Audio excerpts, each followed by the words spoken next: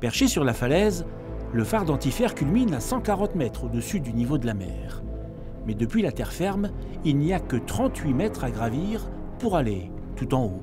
Vous n'êtes pas obligé de compter les marches, mais vous pouvez les compter quand même. Allez, à tout de suite là-haut. Hein. Une douzaine de courageux s'est dégourdi les jambes à la poursuite de Didier Porret, dont le père était gardien de phare. Souvent, c'était nous les enfants qui allons enlever les rideaux, parce que les parents étaient un peu fatigués, tout ça ne nous dérangeait pas. On levait juste les rideaux, mais surtout, c'était de bien les plier, parce que le lendemain, c'était le gardien qui venait faire son service.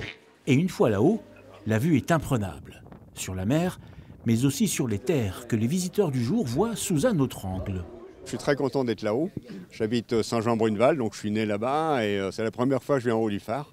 Donc pour moi, c'est une belle visite et une belle vue formidable. C'était un peu dur de monter toutes les marches, mais c'était drôle en même temps de les compter. Et il y en a combien ? 170. Le phare d'Antifer a été construit en 1955. Pendant des décennies, c'est un gardien qui allumait la lentille de Fresnel. Aujourd'hui, le feu, visible jusqu'à 40 km, se déclenche automatiquement. Il va s'allumer spécialement la nuit, quand le soleil va se coucher. Il va s'allumer et en même temps, il va prendre son rythme d'un éclat tous les 20 secondes. Accessible au public depuis cet été, 400 visiteurs sont déjà montés.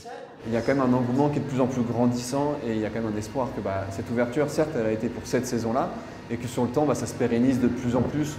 Le phare, longtemps esseulé, pourrait bien devenir une nouvelle attraction touristique à proximité d'Étretat.